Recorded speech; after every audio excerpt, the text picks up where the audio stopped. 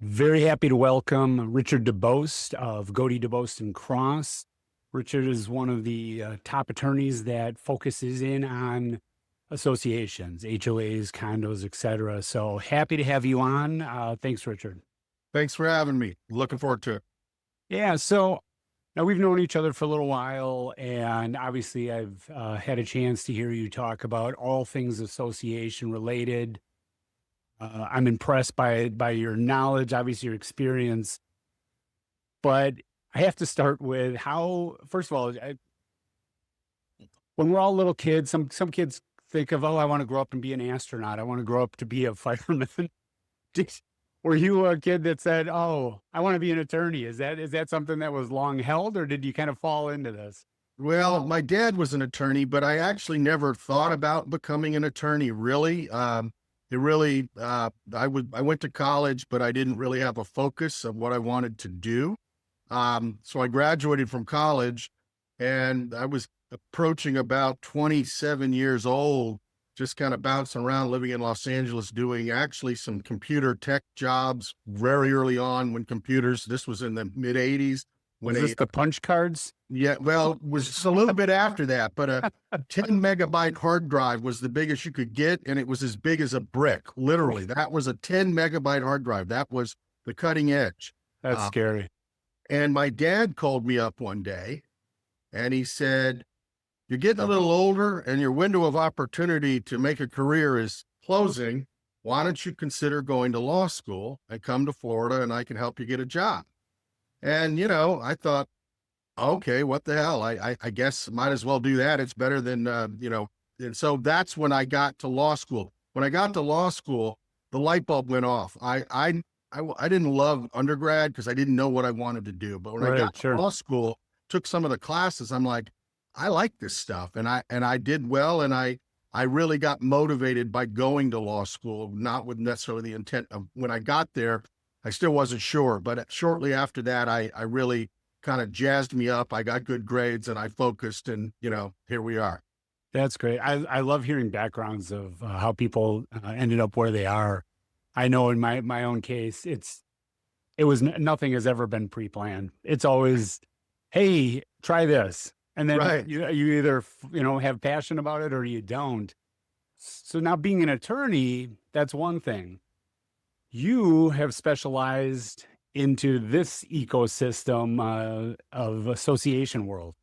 How did you make that pivot, or did that just kind of fall in your lap also? Well, I went to law school in 1990 and I graduated in 1993 and I started working at my dad's firm in Fort Myers. And in the very beginning, you just did whatever somebody threw on your desk. And one day, my dad was a condo developer attorney, not the association side. So one day, one of his partners who did association work asked me to help her out on a few things, go to some meetings. And I was pretty good at public speaking. And that after about a year of just doing a mishmash of things, when she got me involved in the condo world, I liked it. It's got a kind of a political side to it. It's got a public speaking side. And that's when the light bulb of what kind of attorney do I want to be? I said, this is what I want to do. And that's when I started focusing exclusively on association law. Yeah, this is a very unique world for sure. Associations. If you would have told me 15 years ago that I would be very involved in it, obviously, as you know, I hold events, educational events for board members now with the radio show and podcast. I'm very passionate about it. If you would have told me that 15 years ago, I would have said you're nuts. It sounds like the most boring world to exist in, but it is so unique. And I was always kind of a political junkie, just even as a kid. I followed politics early on when it wasn't cool to follow politics. And for me, this whole world, it's kind of a microcosm of the political world. It really takes that representative governing to the absolute local level. I enjoy that part of it. But the group of people that we come across, whether it be board members themselves or attorneys or the different vendors that are involved, engineers, landscapers. It's just really an interesting group of people that are all kind of on the same page. We just want to make this world better for owners, for the for the residents of these communities. So yeah, it's interesting, but I'm sure glad that you found this. I've heard you speak many times, and wow, you definitely are a good public speaker, but the knowledge base and the experience, you can't pretend on that. So it's been helpful to a lot of people, I know. Yeah, thank you. Thank you. So this time of year, and especially the last few years, legislative updates almost seem to be an annual event where it has to be discussed. It seems since COVID and then the unfortunate Surfside incident, every year there seems to be a large chunk of changes that are coming down the pike from Tallahassee. Why don't we talk about that a bit? I mean, there's many changes obviously for this year. What do you see as some of the big ones that people really need to know, especially on the board or just in the community in general? Well, it's gotten more complex over the years. The Condominium Act has been around a long time, and it used to be about 4 pages long, like Chapter 718. It's now 100 and something pages long, and every year they keep adding to it, and it's become more and more complex procedurally, and they've kind of weaponized the statutes in some respects to make failure to provide records on time and things like that as potentially criminal acts. So it's become a lot more complex, and not it really isn't conducive to volunteers wanting to put their time in, and then we all have communities with 1 or 2 owners that really just they know the statutes well, and they constantly berate the board. It's a rule, apparently. You have to have at least one per community. Yeah. I know. Yeah, so I don't see that really diminishing anymore. The legislators really react to the homeowners that sit in their office and tell them horror stories. And there certainly are communities that have had horror stories with bad boards, but the vast, vast, vast majority of them are trying to do the right thing and do it well and are not stealing money and doing bad acts. But the legislature reacts to the small minority of bad apples, and they impose these very restrictive and burdensome rules and risky rules on all of us. It's like a sledgehammer to deal with a small problem instead of so that's become more difficult, and I don't see that really abating too much, because as I always tell people, when the new legislator gets elected, they get inundated with homeowners with complaints. Nobody comes to them and says, I live in a condo in an HOA and they run very, very well, and I'm happy. They only hear from the minority of people who in some cases have legitimate concerns, but in other cases, really are just complainers about everything. And that's where the legislature reacts and imposes these rules that we're stuck with lately. The dreaded squeaky wheel. Exactly. That's exactly it. And honestly, it's always the same exact wheels that squeak. It doesn't matter who they're talking to. Right.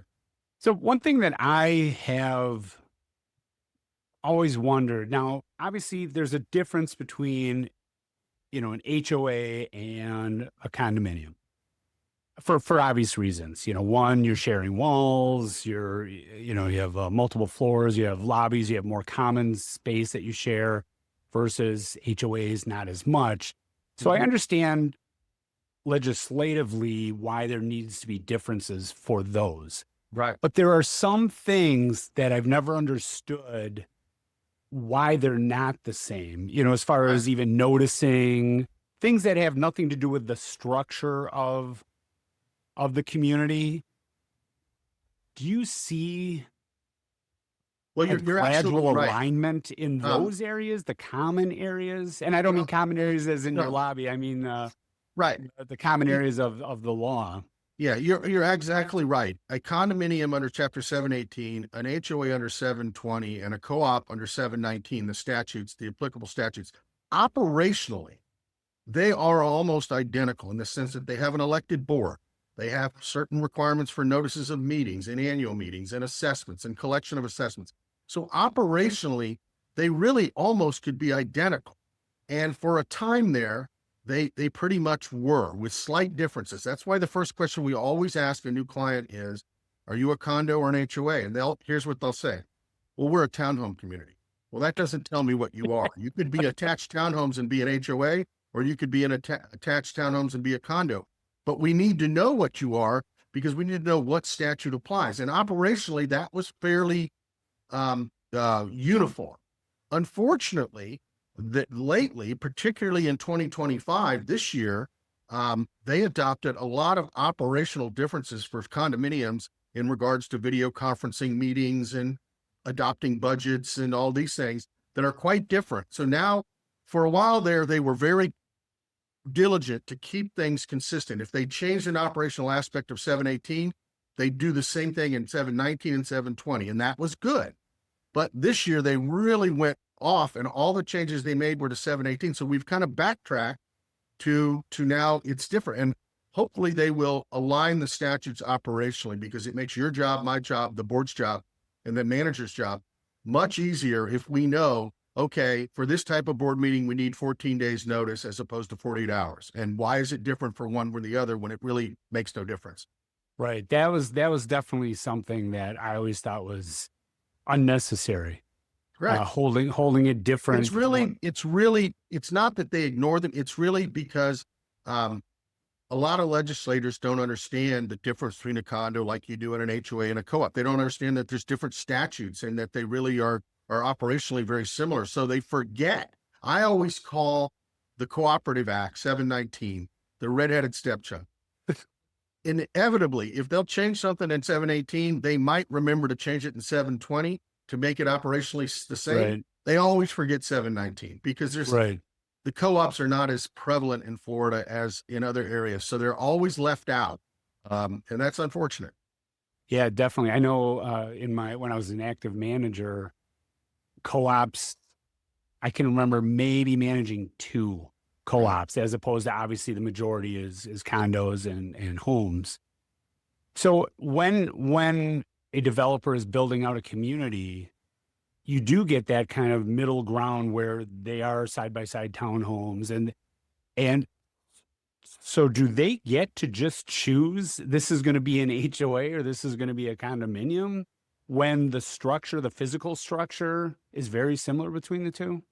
They do. They have, they got to look at the land. I'm not a developer attorney, but they look at the land, they look at the density, and they look at the dollars that they can extract. Think of it this way. And I've always, I've seen this. I was taught in law school. I took my dad's only requirement was in law school.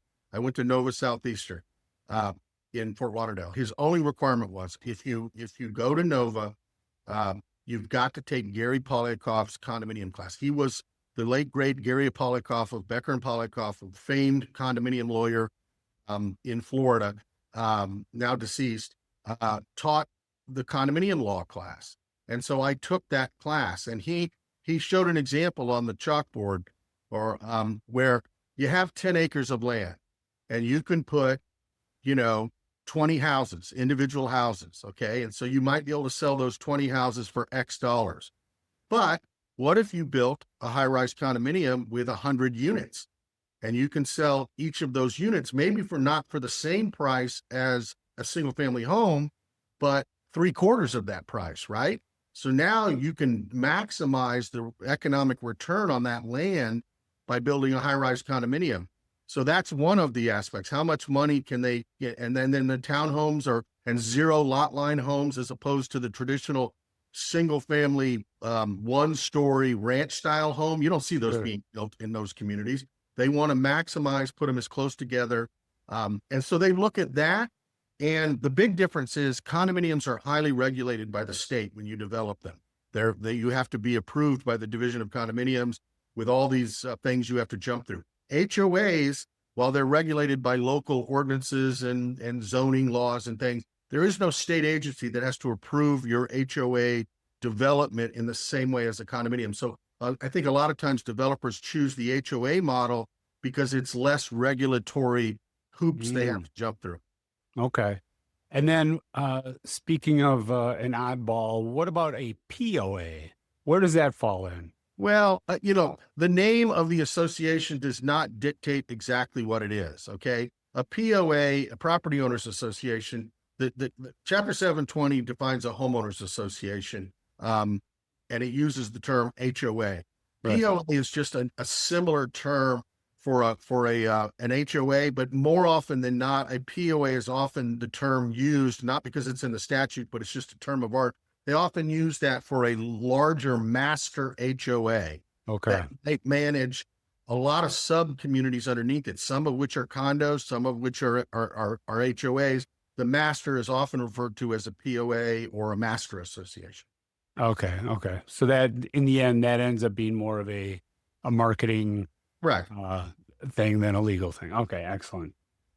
So with some of the changes, the one that kind of stuck out in my head for this year is if people are having a Zoom meeting, in addition to obviously having a physical location, that it's required now to record that. Yes. Which now going back in my history, I had always recommended to my boards, don't record meetings, because in my mind, crosstalk could be very confusing if somebody was listening to it later on and they could think that that was an official determination by the board, where it's literally just crosstalk. It's talking about an issue, but it's not an official vote. It's not an official item in the agenda. So now I was shocked that Tallahassee came down and said, well, you actually have to record this and hang on to it. What are your thoughts on that? Yeah. First of all, you're exactly right. We've always recommended pre-Zoom, pre-everything. Don't literally audio or tape record or video record the entire board meeting or membership meeting. You think you're doing a service for those owners that couldn't attend, that they can go and they can watch it later. And that's not a bad thing. The bad thing is that, just as you mentioned, the crosstalk or statements made that later there's a full record of all of this, and insurance companies and lawyers that are trying to deny insurance claims or challenge the association will comb through that 4-hour meeting looking for nuggets of verbal statements that they may take out of context, but use that to deny the example I give is somebody stands up in a meeting 3 years earlier and says, the clubhouse roof is bad. We all know it's bad. Why haven't you fixed it? They asked that of the board. That may be true. It may not be true. Okay. That might just be the opinion of the person in the audience. Later, 3 years later, you have a problem with that roof and you make an insurance claim, and they're wise. These insurance companies know what they're doing. They'll say, hey, you got recordings of your meetings for the last 3 years? They'll say yes. And they'll say, well, we'd like to look at those, and we have a right to look at those. And then they'll find that statement and they'll say, 3 years ago, your roof was bad, and now you're telling us you need to replace it because it was damaged. I don't think we're going to, that's not a valid claim. And that might have been a statement just off the cuff that wasn't really valid, but that's the problem you have. So we've always recommended against recording meetings. But as you correctly noted, and again, this is condo only now. They didn't put this in Right. 720 or 719. In 718 now, if you video conference a meeting, which is like a Zoom meeting, Right. you have to do it for committee meetings, board meetings, and membership meetings, and you must retain that video recording. I believe it says for a year or until you transcribe the minutes of that meeting. So now you have this record out there going against the legal advice we've always given not to record the whole meeting. And people say, well, we need to record the meeting to create the minutes. You really don't. Okay. Right. Meeting minutes should be very, very slight. The joke is they're called minutes, not hours, for a reason. Okay. The minutes should just have the bare bones and the motion, who made it, what the motion was, who seconded it, and the vote. You don't need all the crosstalk, as you called it, about it. And we recommend against that. So you don't really need a 4-hour recording to write down what was the motion, who made it, and what was the vote. That can be done in a matter of seconds while you're right at the meeting. And that's how we've always recommended you do it. Yeah, I've looked through past minutes when I've taken over a property in the past, and you're looking through all the records because you want to get up to date on what's going on. And they're 6 pages long. And there was 3 agenda items. Right. And I'm Right. thinking, what? Why is this all in here? But they literally are almost transcribing the entire They do. event, no matter what. Oh, the wind was blowing. Oh, there was a bird on the windowsill. No, we don't need to know that. Let's stick with really just the basics. That's what it's for. Just keep the records. Yep. So there's obviously a lot of changes that came down this year. What would you say are kind of the top 2, maybe 3 changes that people really need to be aware of? And of course, you and I are going to be involved in some events coming up here in person. Thank you again. Right. Where it's going to go definitely more in depth. But yeah, what are the kind of the top maybe 2, 3 items that you think? Well, the video conference requirement is one of the big ones. They did make some changes to the SIRS and milestone study requirements, and good changes to align those 2 requirements. SIRS and milestone are for buildings 3 stories or more in height. They've now clarified that it's 3 or more habitable stories. And they've aligned the 2 statutes so that the 4-unit exception applies to both. So I'm not going to get into the weeds on that. So that was good. The other big thing they did, again, in the area of reserves for SIRS funding, which is structural integrity reserves, they've allowed boards to fund the reserves by having a line of credit or a loan available rather than pulling the money out of the owner's pockets for 30 years and just letting it sit in a low interest bearing bank account, which is kind of just a waste. So now there are alternative ways to fund those reserves, which is, I think, going to give a little bit of relief to the economic burden that the SIRS reserves placed on communities. I think that one is huge. I really do. I think, and unfortunately, and government is kind of like this just by its nature, but it is very reactive. And when the biggest problem is what our legislature, which I think is normal, they more often than not, they're reacting to a crisis or a problem, and they react very quickly because they don't want the bad media that you didn't do anything. That's where the SIRS and milestone came from, because the legislative session after the Surfside disaster, they didn't do anything. So they got a lot of grief. So they quickly called a May special session just to do it. And they ran through in a matter of 4 or 5 days this SIRS reserves milestone study thing, which in hindsight, we've already over the last 3 or 4 years tweaked it a lot because it was put through very quickly. And that is a problem, that the reactive rather than proactive. Yeah, that's one of the, and again, I think it's just inherent in having a governing body. Like you said, you're responding to concerns that are brought to you. You feel like you have to do something, but you don't have the time to really think it through. And with the SIRS, when that came after Surfside, well, we have to have all these engineering studies. Well, they didn't really do a head count of, hey, how many engineers do we have in the state? Right. And how many properties do we have? Oh, I don't think that's actually possible. I don't think there's enough hours in the day to get all these done. So those tweaks, I mean, and to their credit, they do change it as they realize they didn't think it through. But that is one of the concerns, is something happens, or you get one of these boards. I won't name what area of the state that this usually happens, but it seems to be a certain area.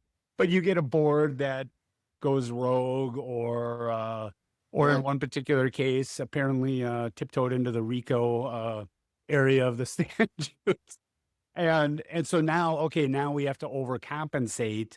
And now it's hard to get people to run for a board, maybe because they're thinking, oh my gosh, wait, I could go to jail if I make a mistake. Well, no, not really. But but yeah, they don't see the implications maybe all the time of these efforts. So is there anything else that you see that kind of sticks out in your mind as far as changes this year? Well, one of them that is kind of silly, again, in a couple of areas in the Condominium Act, they've conflated board meetings and membership meetings. And this is just a pure example of the legislator not understanding that a board meeting and a membership meeting are 2 different things and have different types of requirements. So in several instances, for example, in one instance, in a condominium now, if the annual meeting, not every meeting, but if the annual membership meeting is held by video conference, which means you allow people to attend via Zoom, then a quorum of the board of directors must physically attend the meeting at the physical location, which means, the odd part is this is not a board meeting. This is a membership meeting, and the board members are themselves members. Why are they forced to attend physically just because they hold the title of a director?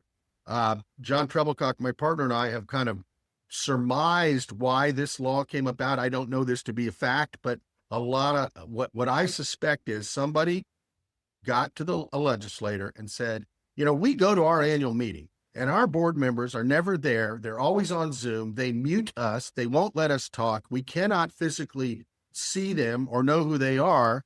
And so, they should have to come to the meeting so we can physically confront them, and they can't hide behind the Zoom.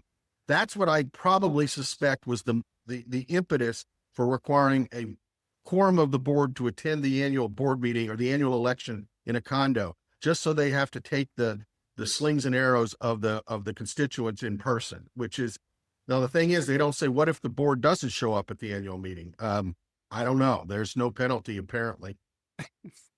The aforementioned squeaky wheel Yes. comes to the light Absolutely. again. So the industry itself, where do you see this going? I mean, obviously legally every year, again, there's another layer put on. Would you say it started off as 3 or 4 pages and we're up to 170 or so? I see it becoming probably increasingly more complex. Unfortunately, but I am hopeful that, as we discussed, operational aspects will start to realign, because that's a simple fix and it shouldn't be controversial at all. But a lot of municipalities, they actually like condo and HOAs because they're, as you mentioned in the very beginning, a condominium and an HOA is simply a smaller version of a larger municipality. It's a little town with its town council being the board of directors, and it operates the same way. And the more the municipality locally can force onto that board, the less resources that municipality has to use. So they kind of, there may be a trend to try to do a little more of that. That is very interesting.